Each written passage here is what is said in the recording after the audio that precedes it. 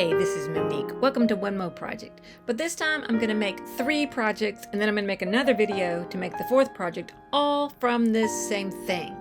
This thing is my friend Dawn's wedding dress. Now, I have 3 boys and 2 of them are already married, and nothing like this happened with my wedding dress, and that's fine. But I'm very excited to get to be a part of this with Dawn and her daughter Courtney.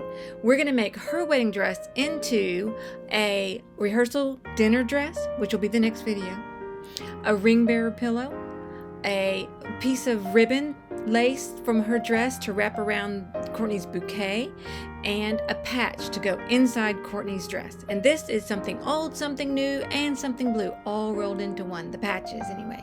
Anyway, stick around and let's see how it turns out. Here's Dawn looking beautiful on her wedding day.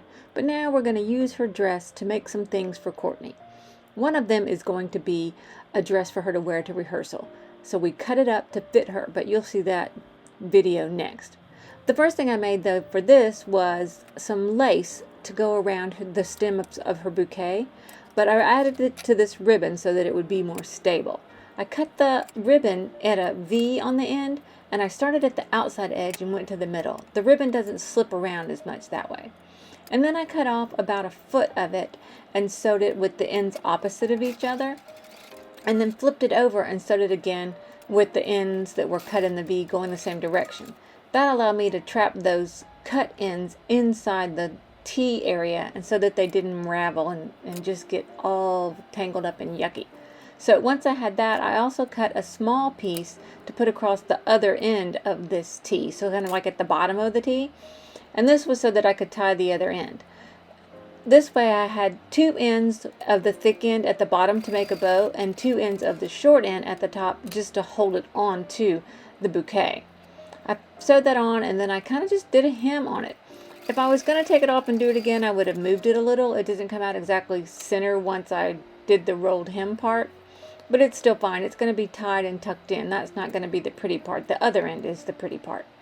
But then I just sewed this lace on. Now this lace has a little bit of a scallop, but I still just sewed straight across that, right at that very bottom edge of the ribbon. It could have been in the middle of the ribbon or the top of the ribbon, but once you wrap it around, it doesn't matter.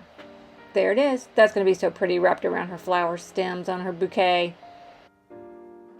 The next thing I made was a ring-bearer pillow. And so this is the fabric that is from the part of the dress that we cut off when we changed the style for Courtney to be able to wear it. And then this is the lace that was off of the sleeves, because the sleeves went away. Courtney did not like the sleeves that were on her mother's dress. I know that you're shocked by that, but 30-something years later, people have different taste. Styles change. So anyway, I pinned that around there, and I found some ribbon that kind of matched. And this time I did sort of follow the scallop edge a little bit. It didn't have to be exactly at the very outermost part of that lace, but to sew straight across would have been too far from the edges. So I did follow the shape of that lace as I went around each of the pieces on the 4 sides. This heavy lace is interesting too though, because you can sometimes cut it where there's a little connection piece that goes across. So I did that at the corners. So a quick check there to see how that looks, and then I sewed again around on the middle section. It's always a good idea to start on the biggest part of something, on the outside radius of it. I know it's a square, not a circle, but on the outside edge of it, because it's easier to maybe bunch something up a little than it is to try to spread something out. So you can see there the 2 seams that I did in order to keep that lace attached to that fabric. Nice. All right, now time to iron. Very important that I checked the temperature of the iron, that I didn't go too hot, and I did not iron on the pillow first. I ironed on a scrap piece that I had and made sure that the temperature of the iron was going to be safe. It needed to be hot enough to iron it, but I did not want to melt it. Wouldn't that be terrible to melt the dress? So glad that didn't happen. Still, I chose to iron on the back and not on top of the lace side of it. And once I ironed it, it really did smooth out. It looks like it was going to be wrinkly, but it smoothed out really well. And then there's the back of the pillow. Just a quick once over for that. And those are looking good. In order to make the pillow really have a consistent color, since the fabric is just a little bit thin, and to make sure it was smooth instead of a lumpy sort of batting, I used this rolled batting instead of the loose polyfil kind of batting. So I carefully, maybe not too carefully, chopped off some pieces that were about the right size. But then I wanted to add some more, so I put some layers, extra layers inside. I have something going on. I have a scab on my finger that kept bugging me. Anyway, to find the middle, I folded on the diagonals and just did a little finger press in order to find the center of the pillow, the center of the lace, to sew on the ribbon that was going to hold the rings. And I carefully decided, this is about enough to tie it into a bow, and then I made 2 pieces that long. As a side note, when you give this Ringbearer pillow to someone, if you have that in your wedding, you use fake rings. You do not put the real rings on there. It seems like such a sweet idea, but really, how much did you pay for these rings? How important are they? And you're going to trust them to some little kid? Get some fake rings and sew them on there. They'll look just as fun for the kid, and it'll look good. It'll be fine. All right, anyway, back to the project. I pinned these on there, but now I can't see the stitching from where the lace is. And it's important that the lace look like it's the same distance from all the corners, from all the edges, all the way around, not closer to one side or something. So here, I started close to the corner, but not all the way at the corner. Measured a little bit to see where I was going to turn, but then I backed up here because I'm going to leave an opening there in order to turn this to the right sides. Right now it's stacked up, batting the back of the pillow, facing the front of the pillow, batting. But I can't see where to stitch. So I'm measuring to try to make sure that the lace is the same distance from all the edges once it's finished. Maybe I should practice measuring some more. It didn't come out exactly right. Anyway, finishing going around there, and so I did all 3 sides all the way around. But then that last side I did until I was about 2 or 3 inches from where I started, so that I have a place to put my fingers in and turn it. Gonna trim off a little bit of the extra there and clip the corners, and then turn it the right sides out and see how I did. And here, chopstick. I love having these chopsticks around. They're always useful. Used it to get the corners pulled all the way out so I could see how well it did. And it was a little bit closer on 2 sides maybe than it was on the others. So I turned it back the other way, reach in there and pull it back out through that hole, and sewed those 2 sides a little more. It was less than 1/4 of an inch, but it was enough that I felt like it should at least give it a shot to make it look centered. So the same thing there.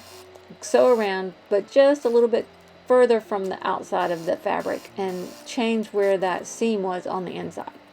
Now I can turn it right sides out again and use my chopstick and poke the corners out all the way. Don't use a bamboo skewer. I know they seem great because they're so nice and pointy. However, they are so pointy that they'll poke all the way through and you'll have a hole in your fabric. So a chopstick works better because it's just not quite so sharp on the points.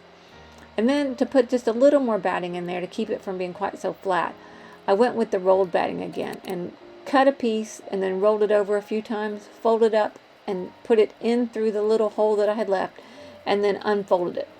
It sounds like an easy thing, but it's a little bit hard to get it to unfold inside there as you're feeling it. So it took me a few minutes of working with that, but there we go. Now I have that hole to close up. So I pulled it and made sure that it was pulled all the way out to the seam and put pins in it. And then I'm just going to slip stitch that closed, or at least I'm going to slip stitch after I get my needle done. So there you go, a slip stitch, kind of like that. The blue represents the fabric, the black represents the thread, and sew back and forth so that it's not very visible. Maybe somebody, if they were looking for it, could find it, but we don't want it to be obvious where it's sewn up. That would just be crazy. So slip stitch that 2 inches or so all the way closed, and then that will be ready for the wedding.